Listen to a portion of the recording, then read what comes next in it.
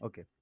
नमस्ते ट्रेडर्स, आप सबका स्वागत है आफ्टर आवर्स विद बेरीज। आज हम आपके लिए ना कोई मार्केट एनालिसिस वीडियो लाए हैं, पर different types of trading styles बोलिए, या ट्रेडिंग स्ट्रैटेजीज नहीं बोल सकते, पर डिफरेंट स्टाइल्स की क्या क्या कैसे तरीके से मार्केट में काम किया जाता है, उस पे थोड़ा आज बातचीत करेंगे और समझेंगे कि क्या क्या तरीके हैं। अगर आपको अभी गंदार की स्क्रीन दिख रही है तो हम्म। हाँ, तो सीधा टॉपिक पे ही चलते हैं। स्टाइल्स में अगर आप देखने जाओ तो हम लोग होल्डिंग टाइम के अगर अगर होल्डिंग टाइम लेके हम उसे बाइफोकेट करने जाए तो स्कैल्पिंग आता है, इंट्राडे आता है, स्विंग आता है और पोजिशनल ट्रेडिंग आती है, जो जो कि अगर आप देखो तो टाइम वाइज वो बढ़ उसको रिक्वायरमेंट अलग अलग है। और अगर हम देखें तो पहले लिखा है जैसे गोविंदार ने कि स्कैल्पिंग स्कैल्पिंग ये चीज बहुत ही क्विक होती है सबसे कम टाइम के लिए। मतलब आप मार्केट में लिटरली अगर आप HFT लेवल तक जाए तो उन लोग लाइट और स्पीड से उनका कंपैरिजन होता है, उतना तो हम ह्यूमंस नहीं कर सकते। पर हाँ, ये अभी मार्केट में आजकल HFTs बहुत एक्टिव है और वो हम जैसों के लिए है नहीं। पर उसके आगे अगर एक स्टेप जाए जो ह्यूमनली पॉसिबल है, उसमें स्कैल्पिंग 10 15 20 सेकंड से लेके 1 2 मिनट तक, नहीं तो 5 मिनट मैक्स, जहाँ पे स्कैल्पिंग होता है। स्कैल्पिंग में आपको बहुत बड़ी क्वांटिटी के साथ छोटे पॉइंट्स के लिए एंटर करना होता है। आपका इसमें एक्यूरेसी रहना बहुत इंपॉर्टेंट है। आप छोटे छोटे पॉइंट्स जितने बार कैप्चर कर सकते हैं उतना करना है। इसलिए इसमें आप ऐसा नहीं रह सकते कि आपकी 50% एक्यूरेसी है तो आपको स्कैल्पिंग से पैसा बनना डिफिकल्ट है। मैं ऐसा नहीं बोल रहा कि कोई लोग रहेंगे जो 1:2 लेके भी स्कैल्प करते होंगे, पर स्कैल्पिंग में जनरली 1:1 पे लोग निकल जाते हैं, क्योंकि आपको you want to get the points, आपको हम्म। वो कमाने फटाफट फटाफट, जितने भी बैंक निफ्टी हो, जिधर भी आप स्कैल्प कर रहे हो। और अगर स्कैल्पिंग में देखा जाए तो आपको इंस्ट्रूमेंट्स भी सिलेक्ट करना आना चाहिए। आप इक्विटी कैश में जाके स्कैल्प करना इंडियन मार्केट में तो एटलीस्ट, क्योंकि मैंने ट्राई किया है, तो ब्रोकरेजेस एसटीटी बहुत ज्यादा हो जाता है। क्योंकि कैश मार्केट में जैसे आप देख सकते हो, अगर आप इधर डेल्टा को आपका स्टॉक लगा है इसने गंदर ने, तो अगर डेल्टा को आपका आप एक लॉट है, एक लॉट का साइज कितना है इसका? एक लॉट 2800 का है, तो एग्जांपल ही लेते हैं ना, अगर ये फॉल है, ये समहाउ मेरे स्कैल्पिंग सिस्टम में मुझे ट्रेड करना है, तो मैं नेचुरली ये कुछ 183 या ये ब्रेक डाउन के लिए 182 183 का अगर मैं देखूँ, तो कैश सेल 2800 क्वांटिटी 183 अगर मैं करता हूँ तो मुझे रफली 172 बाइंग के लिए सेलिंग के लिए लगेगा, शॉर्ट के लिए लगेगा। और जब मैं कवर करूँगा पोजीशन तो 60 और लगेगा, तो रफली 250 260 इसमें ये चार्जेस है, टर्नओवर और ये सब। तो क्या है, इवन इन ज़ेरोदा ब्रोकरेज 20 रुपये ही है, तो 20 20 40 ब्रोकरेज है, बाकी का 200 जो है वो एक्सचेंज वगैरह का है। तो इरिस्पेक्टिव ऑफ योर ब्रोकर वो चार्जेस आपको देने ही है। तो ये मैटर नहीं करता वेदर आप डिस्काउंट ब्रोकर में है, फुल सर्विस ब्रोकर में है, नो जीरो ब्रोकर वाले कोई ब्रोकर में है। तो इसके लिए ये रफली 200 हमें एंट्री और एग्जिट के लिए लगेगा। अगर आप फ्यूचर्स में जाएंगे तो भी चार्जेस रफली सिमिलर है, क्योंकि आपका टर्नओवर सिमिलर होगा। लेकिन फ्यूचर में बहुत बार आपको लिक्विडिटी का प्रॉब्लम आएगा, और अगर आप स्कैल्प कर रहे हैं, जैसे आप यहाँ पे देख सकते हैं, ऑफकोर्स ये तो क्लोजिंग का है, लेकिन 30 पैसे एक स्कैल्पर के लिए बहुत है। तो अगर आप स्टॉक में स्कैल्प कर रहे हैं तो आपके दोनों साइड स्लिपेजेस में आपका मोस्ट ऑफ द ये चला जाएगा। तो जनरली जो स्कैल्पर होते हैं वो या तो एक्सट्रीमली लिक्विड इंस्ट्रूमेंट्स में, या तो जनरली सिर्फ इंडेक्स में ट्रेड करते हैं। और रही बात चार्जेस की, तो अगर मैं ये जैसे ये अभी फॉल है, तो मैं हो सकता है कि मैं ये ट्रेड ऑप्शन से भी लूँ। तो मुझे लगता है 185 का पुट एट द मनी होगा यहाँ पे। और अगर 185 के पुट के, क्योंकि ये एट द मनी है, तो 0.5 डेल्टा है, आपको वन फुल लॉट का एक्सपोजर लेने के लिए 2 लॉट लेने होंगे। अगर आप 2 लॉट भी लेते हैं तो भी आपको बाय सेल करके फ्यूचर्स या कैश से कम ट्रांजैक्शन चार्जेस वगैरह लगते हैं। तो ये इसके लिए भी बहुत सारे जो बैंक निफ्टी वगैरह में स्कैल्पिंग करते हैं वो जनरली ऑप्शंस में स्कैल्प करते हैं, क्योंकि वहाँ पे आपको, या इवन निफ्टी में भी जो स्कैल्पिंग होती है वो ऑप्शंस में स्कैल्पिंग होती है, क्योंकि वहाँ पे आपको टर्नओवर वगैरह चार्जेस और ये सब कम लगता है। और इनफैक्ट जितना लॉट साइज बढ़ाते भी जाते हो ना, तो वो चार्जेस नेग्लिजिबल होते जाते हैं। हाँ, मतलब अभी फॉर एग्जांपल अगर निफ्टी में स्कैल्पिंग कर रहे हैं, और 19,700 का अगर पुट है। जनरली ये भी एक बायस है स्कैल्पिंग में कि बहुत बार पुट बाइंग का स्कैल्पिंग लोग सबसे ज़्यादा करते हैं, क्योंकि जब भी कोई फॉल आता है तो पुट का प्राइजेस ज़्यादा स्पाइक होता है जनरली। तो यस। कम मूव में आपका क्योंकि ये ऑप्शन है तो नेचुरली इसका जो प्राइस है यही आपका पीएनएल हिलाएगा, अंडरलाइंग उतना ज़्यादा हिलाएगा नहीं। तो अगर ये 50 का लॉट है, अगर मेरे पास फुल एक जितना ये पर ऑर्डर साइज लिमिट जो होता है उतने का अगर मेरे पास मार्जिन भी है, तो भी इतने बड़े क्वांटिटी पे मुझे सिर्फ बाय और सेल मिला के 400-500 रुपीज़ का टोटल ट्रांजैक्शन कॉस्ट पड़ेगा। और और अगर अपने इसमें 5 रुपए 6 रुपए का मूवमेंट पकड़ लिया तो बस हो गया, पाँच हाँ, 5.6 points. 5 points in full quantity is 9,000 minus what ever 500 का जो आपका ट्रांजैक्शन है, यस। तो आपका पर ट्रेड 8-8.5 thousand बनेगा अगर आपका उस उतना एक्यूरेट और शार्प अगर आपका सिस्टम है तो ये हुई बात स्कैल्पिंग की। कुछ और स्कैल्पिंग में ऐड करना है? नहीं, वो अगले वीडियो में भी हम किए स्कैल्पिंग से रिलेटेड, आप कैसे फिर चार्ट पैटर्न या टेक्निकल स्ट्रेटजीज कौन सा यूज करते हैं वो अगले वीडियो में हम बताएंगे राइट, जरूरी। पर राइट, अभी के लिए आई थिंक ये इतना काफी है स्कैल्पिंग पे। ओके।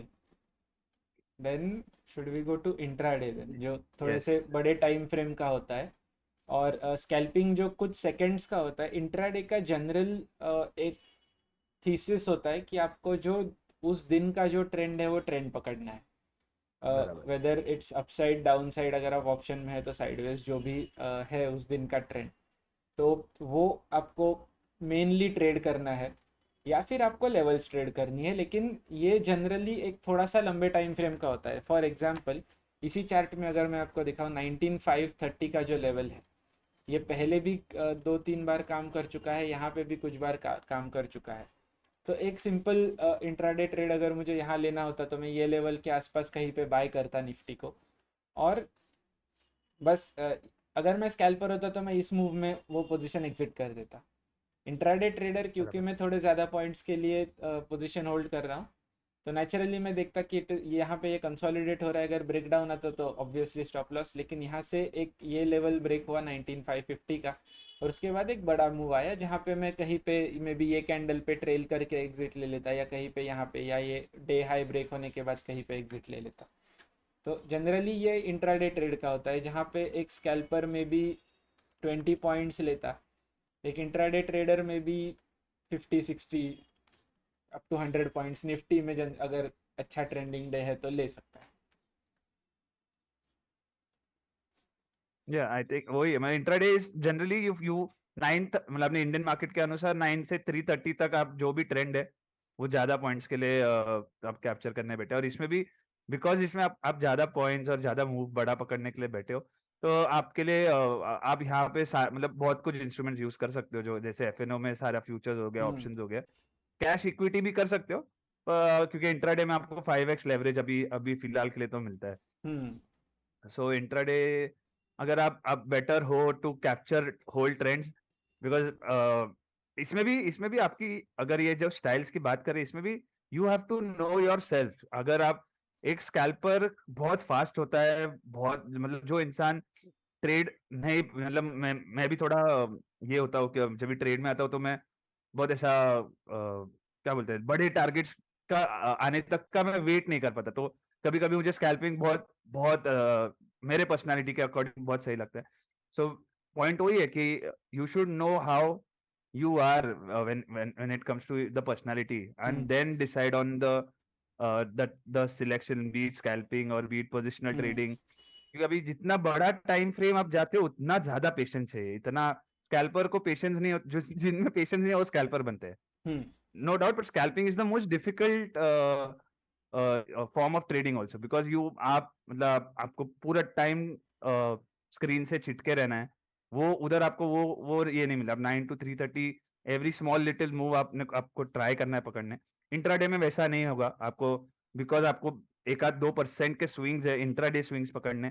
तो आपको बड़े टाइम, मतलब एटलीस्ट डेली चार्ट पे एनालिसिस करोगे। हम्म। स्कैल्पिंग में 5 मिनट के नीचे ही लोग तो 1 मिनट में, तो 1 मिनट पे देखा लोग, एक स्कैल्पिंग मिनट पे जनरली स्कैल्प कर। 1 मिनट, जो 1 मिनट। बहुत हैवी क्वांटिटी से स्कैल्पिंग करते हैं वो 30 सेकेंड, वो पेड सॉफ्टवेयर से लेके 30 हाँ, सेकेंड के चार्ट्स देखते हैं। 30 सेकेंड। और मैं तो जहाँ पे काम करता था, मैं जिधर पहले काम करता था वहां पे, वो जो बिड बिड अगर जो अगर लेते 100 रुपए पे बिड है और 100 रुपए पे क्वांटिटी दिख रही है, उन लोग 100 पे एंटर करेंगे, और अगर वो बिड टूटी खत्म, वो बाहर निकल जाते थे, मतलब वो 10 पैसा भी नहीं रुकते थे। तो हम्म अभी वो ठीक है, वो होता है। अभी इंडिया में बिड और ऑफर्स पे बहुत जन नहीं ट्रेड करते, पर यूएस में ऑर्डर फ्लो जिसे बोलते हैं ना, तो बिड हम्म ऑफर्स बहुत इंपॉर्टेंट होता है, देखना चाहिए। हम भी यूज करते हैं, सर्टेन टेक्निक्स है हमारे हम्म पास भी, एंड इट हेल्प्स। तो हाँ, coming to the point, intraday में अगर मैं वही पर्सनालिटी के ऊपर बात कर रहा था, कि आपकी साइकोलॉजी और पर्सनालिटी के अनुसार आपने सिलेक्ट करना है। जस्ट बिकॉज आपको देख रहे हैं कि एक स्कैल्पर बड़ा क्वांटिटी डाल रहा है, तो और वो फटक से 5-10 सेकंड 20 सेकंड में पैसा बना रहा है, तो वो इजी मत समझना। ना ही कोई भी फॉर्म ऑफ ट्रेडिंग इजी नहीं है, पर हम्म आपको समझना है कि आपको क्या जमता है। Basically I want say that. तो हम्म इंट्राडे इज अगेन, तो इंट्राडे पे थोड़ा ज्यादा पेशेंस, स्कैल्पर को कम। And now come moving to swing trading. Hmm अभी स्विंग ट्रेडिंग जनरली थ्री, मतलब वीकली बोल सकते हो कि हम्म 5 to 7 डेज, नहीं तो थ्री, एक वीक पकड़ लो। एक वीक में आप स्विंग पकड़ पा रहे हो, एक अच्छा खासा कैश स्टॉक्स में, ऑब्वियसली स्टॉक्स में, इंडेक्स में भी स्विंग कर सकते हो, ऐसा कोई नहीं, हम्म स्विंग तो कहाँ पे भी हो सकता है। स्विंग ट्रेडिंग में जनरली आपका आपका बिकॉज आप एक बड़े टाइम फ्रेम पे हो, तो आपका एनालिसिस भी वीकली, डेली, और हम्म ज्यादा से ज्यादा आर्ली तक आना चाहिए। आर्ली के नीचे चार्ट, मतलब स्विंग ट्रेडिंग के लिए नॉट रिकमेंडेड है, क्योंकि हम्म आर्ली पे आप चाहे तो आपका एंट्री टाइम कर हम्म सकते 10 से ज्यादा, पर वीकली और डेली पे तो एनालिसिस होना चाहिए। स्विंग ट्रेडिंग में अभी जनरली मैं स्विंग ट्रेडिंग अभी बहुत कर रहा हूँ, तो मुझे जनरली कैश में मजा आता है, क्योंकि कैश एक ऐसा एलिमेंट, अगर आप कैश में इक्विटी में कर रहे हो, तो आपकी रिस्क मैनेजमेंट इन प्लेस है, ऑलरेडी हम्म है। आप मतलब नो डाउट, मैं ऐसा नहीं बोल रहा हूँ, मतलब आप स्टॉप लॉस नहीं लेना है, पर बिकॉज आप लेवरेज नहीं ले रहे हो, तो आपका बहुत ज्यादा रिस्क मैनेजमेंट ऑलरेडी हो जाता है, मतलब ऑटोमेटिकली हो रहा है। हम्म मैं बेसिकली उसको बोलता हूँ औकात ट्रेडिंग। आप आपके औकात के बाहर ट्रेड नहीं कर सकते। हाँ, वही है ना, कैश में तुम्हारी जितनी औकात है, मतलब कोई ऐसा बुरा नहीं मानना, पर मतलब मैं उसको वैसा ही बोलता हूँ कि मेरी औकात आज इतना ही पोर्टफोलियो, तो उतना ही ले पाऊंगा मैं, और नहीं ले पाऊंगा। तो उधर ही आपका बहुत और बिकॉज अभी हम ट्रेडिंग कर रहे, तो कोई हम तो नहीं एक ही स्टॉक में सारा तो पैसा डालेंगे नहीं, तो आप 5-6 स्विंग ट्रेड्स ढूंढोगे, हम्म तो एक पोर्टफोलियो और स्विंग्स हो जाता है वो भी। तो उधर भी उधर एक सेंस है, एक थोड़ा कामनेस रहता है। पर उधर मतलब जो अभी मैं भी प्रॉब्लम फेस कर रहा हूँ मेरे ट्रेडिंग में, इस जो ट्रेंड ट्रेंड राइड करना जिनको आता है, वो बहुत बड़ा पैसा बन, मतलब स्विंग अपने राइट पकड़ा है, और अगर आप उसको होल्ड करना जानते हो, हम्म तो I think it is the best compounder. Then फिर वो ट्रेडिंग से भी नहीं आएगा जितना, मतलब मैंने देखे बहुत जन सिर्फ 5-5% के स्टॉप लॉस से घुसे और 200-200% के मूव्स कैप्चर किए। और ये होता है, अगर आप मार्क मिनरविनी का अगर आपने सुना रहेगा, वो सिर्फ 0.5% का स्टॉप लॉस रखता है, and he is captured some 29,000% in a year. Hmm तो वो सिस्टम आनी चाहिए, सिस्टम रहना चाहिए। स्विंग ट्रेडिंग पे मैं बहुत ज्यादा आई, अभी तो मैंने तो पूरा इंट्राडे अभी के लिए बंद किया, और swing trading is something now I am really going to focus. और मुझे अच्छा लगता है पर्सनली, मुझे बहुत ऐसा काम लगता है कि ज्यादा स्क्रीन नहीं देखनी पड़ती। एक बार पोजीशन ले ली, आपने अच्छा स्टॉक लिया है, तो आप भूल भी जाओ उसको, चलेगा, हम्म मतलब वो एक सेंस ऑफ क्या बोलते हैं, रिलीफ है उसमें। Hmm you want to add anything on swing trading? अभी ऐसा है, कुछ कुछ ब्रोकर जो है वो एमटीएफ देते हैं, जैसे जिसको मार्जिन ट्रेडिंग फैसिलिटी हाँ। बोलते हैं, तो फॉर सम 18% और 21% अ ईयर आप लेवरेज ले सकते हैं इवन इन कैश। तो यस। कुछ ब्रोकर्स है जो लिमिट करते हैं आपका एक्सपोजर टू 90 डेज, तो विद इन 90 डेज आपको पोजीशन क्लोज करके मार्जिन रिटर्न करना होता है। जो फुल सर्विस ब्रोकर है उसमें आप जब तक मार्जिन पे कर रहे हैं, मार्जिन का इंटरेस्ट पे कर रहे हैं, तब तक आपको मार्जिन अकाउंट अवेलेबल रहता है। तो उस केस में इट्स इम्पॉर्टेंट कि आप ऑल टाइम हाइज या ऐसी जैसी सिचुएशंस है जहाँ पे इंडेक्स एक ऑल टाइम हाई पे है, नो डाउट अगर ये ब्रेकआउट आएगा तो और 4-5% आपको इजीली मिल सकता है। लेकिन हाँ, आपको ये भी रियलाइज़ करना है कि आप जो एक्स्ट्रा कैपिटल ले रहे हो वो कैपिटल आपको फ्री में नहीं मिल रहा है, जो आपका खुद का कैपिटल आपको मिल रहा है। तो एडिशनल अगर आप 1 लाख रुपीज़ इन्वेस्ट करते हैं मार्जिन पे, तो आपको एनुअली उस पर 18,000 रुपीज़ इंटरेस्ट देना है, तो आपको एनीवेज 18% का रिटर्न वो कैपिटल पे लेना है। और ऐसे बहुत कम इंस्ट्रूमेंट्स है specially in cash swing trading जो आपको गारंटीड 18% दे सकते हैं, मतलब आप रीजनेबल सर्टनटी के साथ कह सकते हैं कि 18% मिले। अगर आपको कोई ट्रेंडिंग स्टॉक मिल गया साइंड जैसा तो वेल एंड गुड, अगर आपने मार्जिन पे आईटीसी हाँ, मतलब लिया हो मिड तो कैप स्मॉल कैप स्टॉक्स ही आपको 18 20 30% के मूव्स दे सकते हैं। Large cap. Large cap stocks तो चांस ही नहीं है कि आप 30 40%, वीक में तो चांस ही नहीं पकड़ पाए कभी हो जाए। हम्म। और टाइमिंग भी है ना, कैश में आपको बेसिकली टाइम का लिमिट है नहीं। अगर आप उसमें हाँ, यस, मार्जिन ये ऐड करते हैं तो then you are restricted by when your margin call will come. यहाँ पे अगर बेस्ट। हाँ, किस ये एक पॉइंट बहुत इंपॉर्टेंट है, कैश में आपके साथ time is with you, hmm. अगर अगर you are not taking margin. क्योंकि अभी ये आईटीसी ही एक साइडवेज स्टॉक का मीम था, इसके लिए मैं आईटीसी का एग्जांपल ले रहा हूँ। 418 डेज, एक साल से ज़्यादा ये स्टॉक साइडवेज था। तो इतने में आपको मार्जिन का कॉस्ट ही काफ़ी अच्छा खासा पड़ा होगा, और उसके बाद जो रैली आया उसमें नो डाउट उसमें काफ़ी सारा कवर भी हो गया, लेकिन स्टिल ये जो होल्डिंग पीरियड है इसका कॉस्ट आपको पड़ता है जब भी आप मार्जिन पे ट्रेड करते हैं। और for very large accounts it's possible to trade swings on futures, क्योंकि फ्यूचर्स में फिर भी लिक्विडिटी ठीक ठाक होती है as compare to options for some stocks. लेकिन उसमें भी same problem, you can't hold your position for too long, क्योंकि उसमें आपको एक तो एक्सपायरी है तो आपको रोल भी करनी है पोजीशन, और उसमें अगेन चांस है कि अगर वो स्टॉक को एक दो लोअर सर्किट लग जाए, जो हो सकता है कोई भी स्टॉक में हो सकता है, तो आपका अकाउंट रहेगा नहीं बेसिकली अगले ट्रेड्स लेने के यस। लिए। तो that is something that everyone should keep in mind. Hedge करके option trading, should we talk now या स्विंग में ही? जनरली हाँ, स्विंग ट्रेडिंग में स्विंग ही में। हम हेज करके ट्रेड्स लेते हैं, तो वो भी आप कर सकते हैं, लेकिन उसमें फिर से लिक्विडिटी का इशू है, क्योंकि आप दो दो तीन तीन लेग्स लेंगे तो चार्जेस ज़्यादा है, और आपका अपसाइड डाउनसाइड दोनों कैप्ड है मोस्ट ऑफ द स्ट्रेटजीज में। तो अगर आपका स्टॉक लेट्स से 30% रैली देता है, और अगर आप एक ऑप्शन स्प्रेड में है, तो वो 30% रैली का आपको आपके कैपिटल पे एट मोस्ट 4-5% मिलेगा, क्योंकि आपका पोजीशन का स्ट्रक्चर वैसा है। तो वो सब भी आपको देखना है, depending upon the kind of capital you have, the kind of trading style that you are comfortable with, क्योंकि ऑप्शन रेशियोज बनाना उतना ईजी नहीं है लिक्विडिटी और आजकल के ऑप्शन के मूव्स को देखते हुए। हमने पिछले वीडियो में इनफैक्ट बात की थी कि ऑप्शन प्राइजेस कितने रैंडमली मूव हो रहे हैं आजकल, तो वो सब देखते हुए आपको थोड़ा सा ये कॉन्शियस डिसीजन लेना है कि आपको स्विंग ट्रेडिंग में कौन सा इंस्ट्रूमेंट यूज करना है। Yes, yes. जैसे मैं करता हूँ, आई वुडंट रेकमेंड इज, जब भी अगर मुझे लगे कि कोई स्टॉक है लेट्स से 1000 और ब्रेकआउट देने वाला है, तो मैं 1200 सी नहीं तो 1300 सी सिर्फ नेकेड बाय करता हूँ। पर मैं उसका जो प्रीमियम रहता है वो मेरे लॉस, मतलब मैं उतना लॉस ले सकूं उतना ही फार ओटीएम जाता हूँ मैं। हम्म। मेरा पॉइंट समझे, मतलब लेट्स से मुझे लॉस लेना है सिर्फ 6 से 8 हजार के बीच में, तो तो बस ये मैं वाला, उतना ही हाँ। प्रीमियम दूंगा, उतना ही हम्म। दूर का फारोटियम, और and that I am okay, because मैं जब भी वैसे ट्रेड्स लेता हूँ तो मैं मिनिमम मेरा पैसा डबल होने, मतलब 100, मतलब 1x होए तो ही निकलता हूँ, नहीं तो नहीं निकलता। तो my risk to reward is, I keep a track of it like that. I would not recommend फारोटियम जाना, पर ये मैं कभी कभार करता हूँ, और that's when I have really बहुत ज्यादा कन्विक्शन होगा तो मैं श्योरली करता हूँ। Hmm. I think swing trading पे आई थिंक दैट सब कुछ कवर हो गया है। हाँ, और नाम में ही है कि you have to catch the lows of the swing, और यस, उसमें फिर उसके सेटअप्स जो है, I think we can talk next time, retracements या या या कंटिन्यूएशन पैटर्न्स और वो सब जो है। बेसिकली आपको एक बेसिक टेक्निकल एनालिसिस करने, जैसे लोअर लोज लोअर हाइज क्या है, वही स्विंग्स होते हैं। हम्म। तो वो स्विंग्स नहीं तो पिवट्स भी बोलते हैं। वो एक टेक्निकल पैटर्न है, नहीं तो टेक्निकल आपको नो हाउ थोड़ा रहना चाहिए, तो आप कर सकते हो फेयरली, क्योंकि वीकली पे। और एक फायदा क्या रहता है, हाँ, स्विंग ट्रेडिंग और पोजिशनल का, अगर आप वीकली चार्ट देखो, एक काम करो, इसको वीकली कर आई, हाँ, हम्म। तो it just smoothens out. See it's just आपको आपके विपसॉज ने तो आपको चार्ट देखना, मुझे तो लगता है कि बहुत इजी हो जाता है इसमें।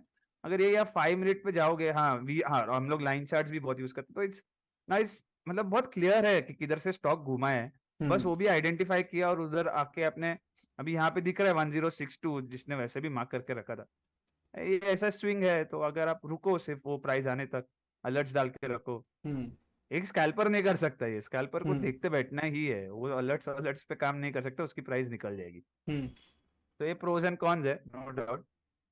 और हम लोग सेटअप्स के बारे में तो श्योरली डिस्कस करेंगे नेक्स्ट वीडियो में, हम्म। पर अभी के लिए टाइमलाइन और क्या इंस्ट्रूमेंट यूज कर सकते हैं इस पे बात करते हैं। And now moving on to positional. Positional भी स्विंग का ही लेट्स से थोड़ा बड़ा टाइम, मतलब मंथली बेसिस पे आप जब भी ट्रेड्स लेते हो, मंथली चार्ट नहीं बोलूंगा, पर जिधर आपका horizon let's say 20% stop loss हो और 50% 60% गेन करना हो आपको, तो एक आपको ऑब्वियसली ना कोई हर स्टॉक थोड़ी एक हफ्ते में 30-40% जा सकता है। तो पोजिशनल ट्रेडिंग में जनरली ये है कि आपकी टाइमलाइन बहुत बड़ी है, तो आपको आराम से बैठना है, लेना है, आपकी एंट्री लेनी है और भूल जाना है। स्विंग और पोजिशनल को हैंड इन हैंड, पोजिशनल थोड़ा वीकली है, इधर आपका होराइजन बड़ा है। बहुत बार जो पोजिशनल ट्रेडर्स होते हैं वो फंडामेंटल्स भी यूज करते हैं, क्योंकि यस, इफ यू आर हाँ, holding it for over a year then fundamentals जो है स्टॉक के वो भी प्ले में आते हैं। तो बेसिक अगर आप चेक कुछ चीज़ें करें, उसका अर्निंग्स ग्रोथ, मैनेजमेंट का रिसेंट कमेंट्री, और उतना I think is sufficient for most yes, positional traders. yes. I think Anton Creel, full philosophy behind his trading is this only. He first sees if there are fundamental triggers and then uses technical analysis just to time his entry. That's it. But you have to have a very like a good fundamental trigger to it, then only. तो ये India में उसको techno फंडा बोल के बहुत popularise किया है, ट्विटर Yes, वगैरह पे भी काफ़ी ट्रेडर्स है जो आजकल टेक्नो फंडा फॉलो कर रहे हैं। techno funda. सो ये तो है बेस्ड ऑन टाइम लाइन्स, या जो आप टाइम फ्रेम यूज कर रहे हैं एनालिसिस के लिए उसके बेसिस पे। और दूसरा एक जो एक जिसको कहते हैं फंडामेंटल फिलोसफी ऑफ ट्रेडिंग में जो डिफरेंस आता है वो होता है डिस्क्रेशनरी और सिस्टमेटिक। तो पहले से डिस्क्रेशनरी का है कि आप आपके खुद के एनालिसिस पे एज ए ट्रेडर जो आपको लगता है, और वो हर बार 100% कुछ उसमें लॉजिकल ट्रिगर या कुछ एक ऑब्जेक्टिव ट्रिगर ना भी हो। जैसे HDFC का जो अभी का चार्ट है वो मुझे बुलिश लग रहा है, हालांकि यहाँ पे आप सेटअप या टेक्निकल एनालिसिस या ऐसा कुछ करें तो आपको कहीं पे भी ऐसा कुछ लग नहीं रहा है, या ना HDFC का कुछ फंडामेंटल कमेंट्री है जो कहता है कि HDFC बैंक यहाँ से ऊपर जाएगा। लेकिन फिर भी मुझे ऐसा लग रहा है कि वो यहाँ से ऊपर जाएगा, या मेरा कुछ एक बेसिक इंट्यूशन है उसके बेसिस पे मुझे लग रहा है। तो ये एक डिस्क्रिशनरी ट्रेड होता है। ट्रेड में कब एंट्री करनी है, कब एग्जिट लेनी है, ये इन अ वे मेरा एक्सक्लूसिव डिसीजन है कि मैं फिर वो टाइम पे और 10 अलग सिग्नल नहीं देखूंगा। वेयर एज बेसिकली रिपीटेबल नहीं होता, रिपीटेबल नहीं होता, मतलब या ये चीज को हाँ, कोड नहीं कर सकते क्योंकि यहाँ पे कोई हार्ड एंड फास्ट रूल नहीं है। बराबर, जैसे कुछ सेटअप्स हम कभी कभी ले कभी कभी ना ले, जैसे ये एक जो ट्रायंगुलर ब्रेकआउट यहाँ पे बन रहा है, कुछ कुछ कई बार ऐसा होता है कि हम लोग यही जोन में वो स्टॉक बाय कर लेते हैं, हाल जबकि ब्रेकआउट अब तक आया नहीं, और कई बार ब्रेकआउट आने के बाद भी हम लोग स्टॉक नहीं बाय करते क्योंकि वो एक बराबर, इंट्यूशन होता है। जो सिस्टमेटिक ट्रेडर है वो ये breakout every single time buy करेगा, इररिस्पेक्टिव ऑफ स्टॉक का फंडामेंटल ट्रिगर क्या है, प्राइस क्या है, न्यूज़ फ्लो क्या है, डजेंट ट्रू। मैटर। अगर उसका सिस्टम कहता है ब्रेकआउट पे लेना है तो लेना है, that's it. One of the biggest systematic trader, Simons, ना? जिम साइमंड्स, या उसका भी एक्चुअली उसका जो एल्गो है वो सिस्टमेटिक नहीं है, उसका एल्गो जो है वो डिस्क्रिशनरी ट्रेड करते हैं, विच इज वेरी फनी क्योंकि it's all Oh, machine learning है, सो वो सेल्फ इवॉल्विंग एल्गो है, तो उसके एल्गो को रिवर्स इंजीनियर नहीं किया जा सकता क्योंकि that algo evolves itself. oh my God. It's a very Okay, I know interesting नहीं। थिंग। जिम सिमंस पे कभी बाद में बात करेंगे क्योंकि काफ़ी हाँ, बड़ा टॉपिक है। दूसरा एक बहुत कॉमन फॉर्म ऑफ जो सिस्टमेटिक ट्रेडिंग आजकल हम देखते हैं वो है स्ट्रैडल सेलिंग। तो जिसके वजह से इनफैक्ट अभी ऑप्शन प्राइजेस में बहुत एबरेशंस आ रहे हैं। तो एक सिंपल सिस्टम ट्रेड जो लोग लेते हैं वो सुबह 9:20 को at the money straddle sell करते हैं। 9:20, 9:30, 9:45 जो भी उन लोग का सेटअप कहता है वो, इररिस्पेक्टिव ऑफ मार्केट क्या कर रहा है, ऑप्शन प्राइजेस क्या है, कुछ और fundamental triggers, RBI event, Fed event वगैरह वगैरह कुछ नहीं। 9:20 को वो सेल करते हैं और फिर through out the day hold करते हैं। कुछ एक स्टॉप लॉस कंडीशंस होती है, कुछ एडजस्टमेंट कंडीशंस होते हैं, लेकिन वो उसको फॉलो करते हैं। क्या बाद में मार्केट क्या कर रहा है ये उससे, या उन्हें क्या लग रहा है इसके ऊपर उनका सेटअप बेस्ड नहीं होता। ये सिस्टमेटिक ट्रेड होता है, या जिसमें ह्यूमन इनपुट बहुत ज़्यादा नहीं होता है। कुछ सेट ऑफ रूल्स होते हैं जिसके बेसिस पे ट्रेड किया जाता है, वो ऑर्डर फिर सिस्टम पंच करे, एल्गो पंच करे, इंसान पंच करे, लेकिन रूल्स फिक्स्ड होते हैं जिसको जनरली ब्रेक नहीं करते, वो सिस्टमेटिक ट्रेड होता है। तो जो अभी आजकल एल्गो ट्रेडिंग सब लोग कह रहे हैं वो इन अ वे सिस्टमेटिक ट्रेडिंग है, उसमें कुछ बहुत ज़्यादा एल्गोज यूज़ नहीं हो रहे, ये भी एक फैक्ट है। 3 या 4 Yeah. एंट्री एग्जिट कंडीशंस पे वो पूरा एल्गो बेस्ड है, जो अगर कभी रिवर्स इंजीनियर हो जाए तो फिर वो एल्गो काम करना बंद कर देता है, फिर से वो कुछ नया एल्गो यूज करते हैं on the basis of back test वगैरह।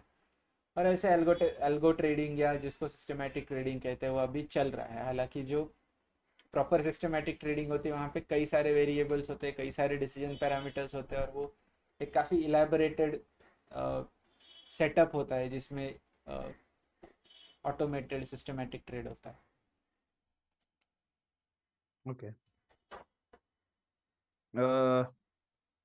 I think anything you want मतलब टू एल्गो ऐड? पे और अगर, हाँ नहीं मतलब मैं वही सोच रहा था एल्गो पे, मतलब अभी एक ये भी चल रहा है कि lot of people are just because algo देखते हैं ऐसा टाइटल मैंने तो एल्गो बेच रहे, तो दे थिंक कि बस लगा बटन चालू कर दिया और पैसा आएगा। बट अगर ऐसा रहता तो सब लोग ही एल्गो बनाते।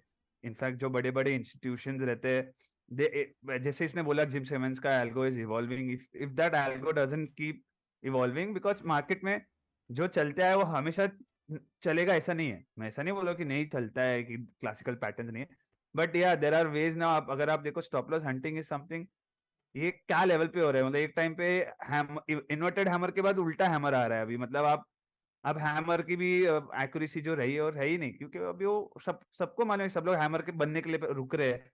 तो उन लोग वो हैमर के बाद भी आपको आज ही, अगर आप like if you could pull up the chart of Persistent, because I want to show this, because I am in today I was trading Persistent early chart,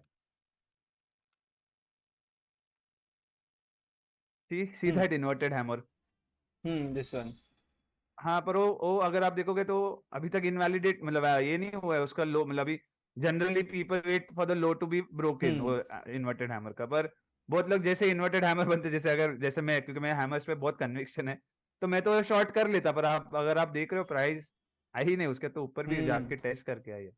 तो this is what I am saying कि अगर एक algo आपने बनाया भी रहेगा inverted hammer पे, और अगर आप ये सब चेंजेस उसपे नहीं ला पा रहे हो कि उसको और बफर दो, कि लो टूटने के बाद शायद 5 मिनट की क्लोजिंग के बाद ही एंट्री लो, ये सब चेंजेस नहीं लाओगे तो मतलब you have to have an I basically, I am that is what I am saying. Algo लगा दिया इसका मतलब ये नहीं कि वो चलते रहेगा।